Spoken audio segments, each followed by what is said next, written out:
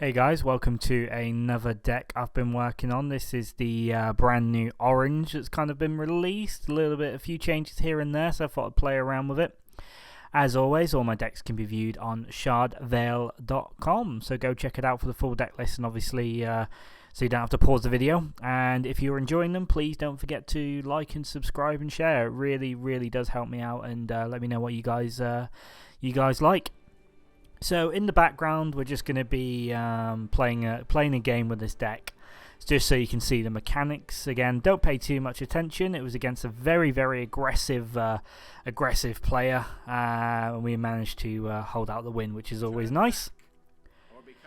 Anyway, so orange is mainly known for kind of like fast, aggressive spell play, which you're going to see my opponent doing. I've taken orange the other way and gone for a more sort of control-y and a sort of 1 or 2 turn win rather than a 1 turn kill. Although this deck is actually capable of a 1 turn kill play as well. So the main sort of way to play this deck is to essentially just slowly win by using efficient card trades. If anyone's played any of my other decks, this is the way I like to play Shardbound. So the ideal opening hand and your mulligan should always be Quartermaster, Tome Keepers. Sometimes you can keep a Light Spear, that's not too bad as well. Zealot, not too bad to keep either. And Bless the Meek is a must keep on this one, because it will let you draw out your Quartermasters and your Tome Keepers, which will then lead to your win condition. So the win condition of this deck, as mentioned, is to sort of control the game, basically survive, take as least damage as possible, make efficient trades. Mid game is where it starts to ramp up, using things like Holy Armory, using things like Light Spear, Justicar, using things like Evangelicist. Oh god, that's a really awful card, but you know which one I mean. And then things like Wrecking Crew to control the game flow as well. Up until you get to draw that wonderful Pillar of Judgment, and then you're going to use things like Pillar of Judgment, Holy Armory, and a combination of spells to win the game. So first win condition is Pillar of Judgment. As you can imagine, getting that in place means you can be pretty much 100% defensive. Opponents will find it really hard to push into you with one of them up. You'll then use Pillar of Judgment along with things like Ascension to get it to the high ground, and then Echo of Light to clone it into a 3/3. Again, Pillar of Judgment, Ascension, and things like Puppeteer to make lots and lots of clones of it, and then get it moving around the board. So that's win condition number 1. Win condition number 2 is Holy Armory, any combination of spells to make sure you've got 5 or 6 winged blades up, and then High Shepherd will make them 4/1 flyers, which will basically more than likely either A, clear the board completely, or B, absolutely just put worlds of pain on your opponent. So there's the win conditions there. There's also other win conditions like I really wish this card wasn't in orange. Evangelist. If someone can tell me how to pronounce that, I'll be more than grateful. Evangelist is how I'm going to say it from now.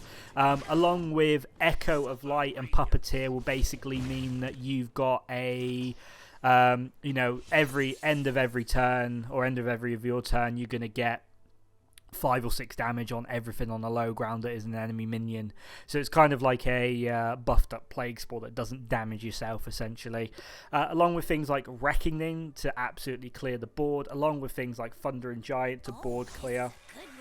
This deck has a lot of win conditions and a lot of way of stalling to stay alive. The cards I've teched in: Pilotomes for spell draw, Skyborn Crusader for a 5/5 body that can fly as well, and Wrecking Crew to take out any sort of nasty backline sort of shenanigans that they've got going on, essentially, if you don't have your Holy Armour and you can't reach it with your winged. So there's the tech choices. Last bit of powerhouse on this deck then is probably High Illuminator Ceres. Basically, using Rin's power, you can have a 4 damage range minion, so it'll become a 4/8 with Rin's ability that will do 4 damage to everything in line of sight. As you can imagine, that's an absolute powerhouse board clear, and also just damage wherever you need it, essentially. So that's the deck, that's the win conditions, that's the mulligans. Basically, the combos we're going to go into now. So this deck isn't really focused on like big OTK combos, but we did run through a few. Oh, I'm muddling my words up. But you can tell this is live recorded, can't you? So that's fine. If you're enjoying this, yeah, hit the like button. So yeah, the combos are obviously Pillar of Tomes or Evangelist. There we go, got it out. Along with Ascension, Echo of Light, and Puppeteer to make lots of clones that just do a ton of damage. The other, obviously, combos is Holy Armory, Spells, and High Shepherd to get those 4 damage, 4 damage, 1 health flyers all over the board.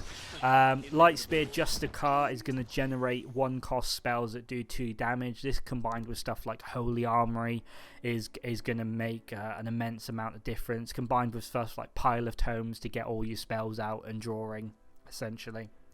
So yeah, that's it for combos. I mean, there's not a great deal. The other combo is basically getting Bless the Meek nice and early. That's why there's only 1 of them, to draw out Tome Keepers and Quartermasters, to obviously draw out your win conditions and your big spells, your big useful spells there. So there's the only combos in this deck. It's not a combo deck, although the obviously things like Echo of Light onto the Pillar of Judgment is a massive combo that can really make the difference there.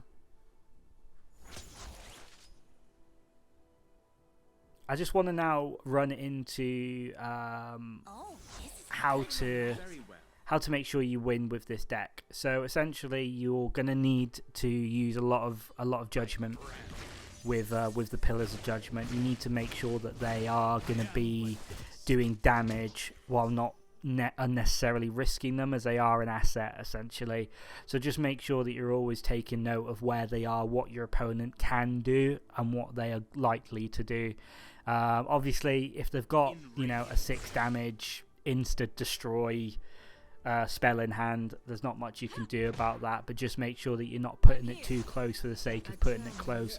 Rely on things like Ascension to get it up there. Rely on things like the Puppeteer to clone them to get lots of copies out. Overall then, this deck is pretty strong in the current meta.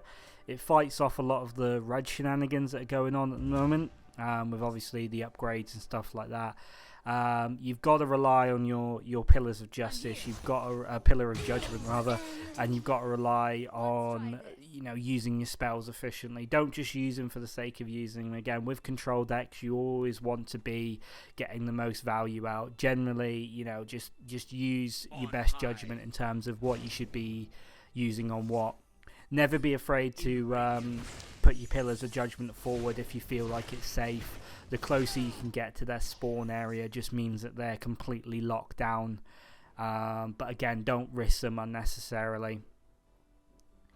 And to be honest, guys, that's about it for this deck. As I said, there's not a lot of big combos.